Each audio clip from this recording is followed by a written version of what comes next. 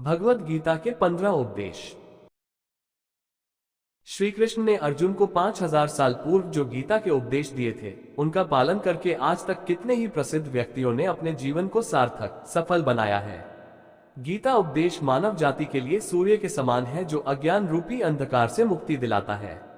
मानव जाति के लिए गीता के उपदेशों की उपयोगिता और सार्थकता सदा बनी रहेगी। भगवद गीता के 15 उपदेश कुछ इस प्रकार है।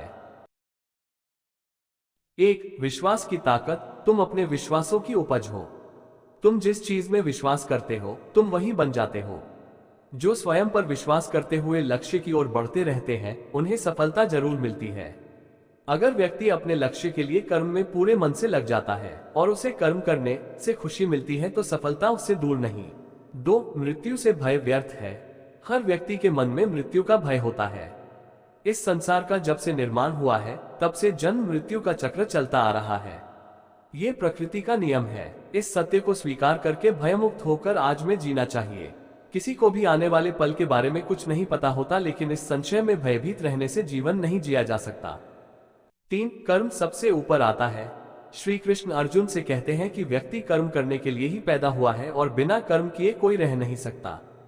फल की चिंता करना व्यर्थ है, क्योंकि इससे मनुष्य का मन काम से भटकने लगता है। किसी कर्म से सफलता नहीं मिलती तो क्या हुआ, असफलता भी ज्ञान के द्वार खोलती है। अगर बिना फल की चिंता किए कर्म करते रहोगे तो सफलता और मन की शांति जीवन भर तुम्हारा साथ नहीं छोड़ेगी। जो कर्मफल से विरक्त होकर कर्म करता जाता है, उसका आध्यात्मिक ज्ञान बढ़ता जाता है। 4. हमेशा स्वार्थी होना गलत है। जो व्यक्ति हमेशा स्वार्थ प्रेरित होकर फल की चिंता करते हुए कर्म करते हैं और सिर्फ फल ही उन्हें कर्म करने को प्रेरित करता है, ऐसे लोग दुखी और बेचैन रहते हैं, क्योंकि उनका दिमाग हमेशा इसी उलझन में फंसा रहता है कि उन्हें क्या फल मिलेगा। स्वार्थी व्यक्ति सुखी नहीं रह पाता और ऐसे व्यक्ति से कोई भी संबंध नहीं बनाना चाहता। इसलिए स्वार्थ से ऊपर उठे और दूसरों का हित भी सोचे। 5. क्रोध से सबका नुकसान होता है। क्रोध या गुस्सा करना व्यक्ति के दिमाग में उथल पुथल पैदा कर देता है।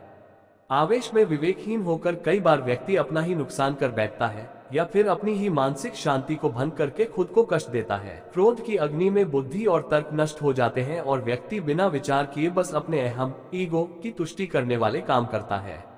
गुस्सा व्यक्ति की विचार शक्ति को पनगु बना देता है और भ्रम पैदा करता है।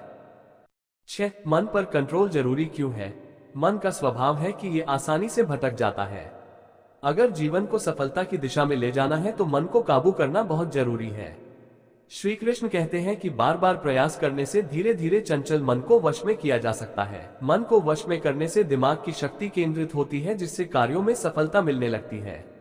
अगर मन को वश में नहीं करोगे तो ये आपका सबसे बड़ा शत्रु बन जाता है।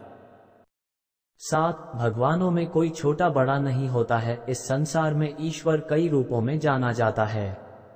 इनमें से कोई भी रूप बड़ा छोटा नहीं है। परमात्मा का हर रूप समान है। जैसे हर नदी अंत में सागर में जाकर मिलती है, वैसे ही हर धर्म, मत और संप्रदाय की धाराएं परमात्मा रूपी समुद्र में समा जाती हैं।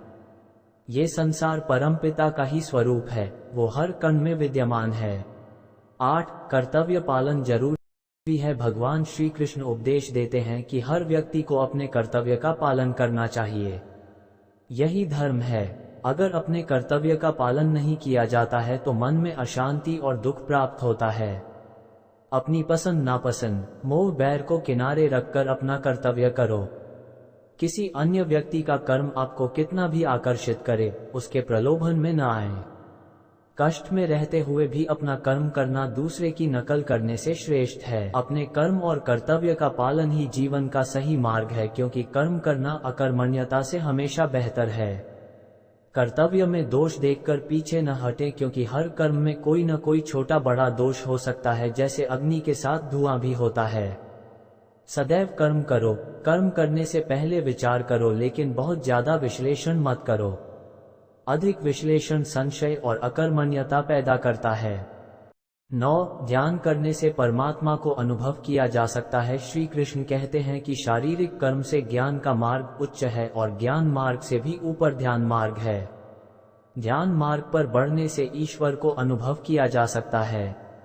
जो व्यक्ति मन और इंद्रियों को शांत करके पूर्ण विश्वास से अपना ध्यान भगवान में लगाता है, उसे ईश्वर का ज्ञान और अस्तित्व अवश्य अनुभव होता है। जो हर जगह हर जीव मनुष्य में ईश्वर को देखता है, सबके हित में लगा रहता है, उस पर परमपिता अवश्य कृपा करते हैं। ज्ञान मार्ग हो या भक्ति मार्ग, समर्पण प्रेम विश्वास ही आपको ईश्वर के प्रकाश की ओर ले जाता है। भगवान की पूजा बहुत से लोग करते हैं, लेकिन उनको शांति क्यों नहीं मिलती? क्योंकि भगवान आपके मन में निवास करता है, उसे पता है कि आपका भाव क्या है। 10. अधिक शक करने वाला कभी खुश नहीं रह सकता। श्री कृष्ण गीता में कहते हैं कि संशय, शक करने वाले का विनाश हो जाता है, इसलिए संदेह करने से बचें।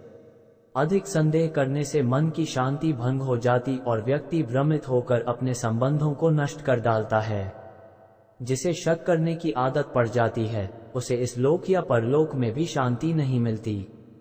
सत्य की खोज ठीक है, लेकिन बिना सच जाने कल्पनावश होकर संदेह करने का अंत दुख क्लेश पश्चाताप के रूप में होता है। 11. अति करने से बचे। जीवन में संतुलन बहुत जरूरी है। किसी भी चीज की अति करना अच्छा नहीं है। जैसे सुख आने पर प्रमाद करना और दुख आने पर निराशा में डूबे रहना, दोनों ही गलत है। असंतुलन जीवन की गति और दिशा को बाधित करता है, जिससे अनावश्यक कष्ट और दुखों का जन्म होता है। जिसके मन, विचार और कर्म में संतुलन है, उसे ज्ञान मिल जाता है और ज्ञान से ही सदा के लिए शांति, संतुष्टि मिलती है।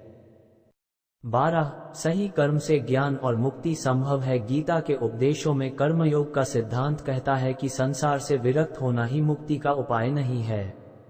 संसार में रहकर एक गृहस्थ अपने कर्मों का पालन करते हुए कर्मफल से विरक्त होकर मुक्ति प्राप्त कर सकता है।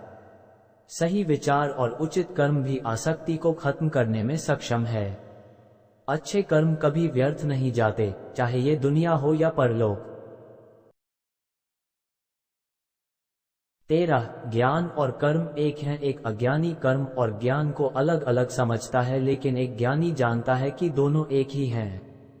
लोग ज्ञान की बातें तो करते हैं, लेकिन उसका पालन नहीं करते। बिना पालन किए ज्ञान कोरा रह जाता है, ज्ञान का अनुभव नहीं होता। गीता कहती है कि ज्ञान पढ़ने की नहीं बल्कि अनुभव करने की वस्तु है और अनुभव बिना कर्म किए नहीं मिलता। 14. इच्छा दुखों का मूल है। इस संसार में जितनी भी चीजें सांसारिक सुख की श्रेणी में आती हैं, उनकी एक शुरुआत और अंत जरूर होता है।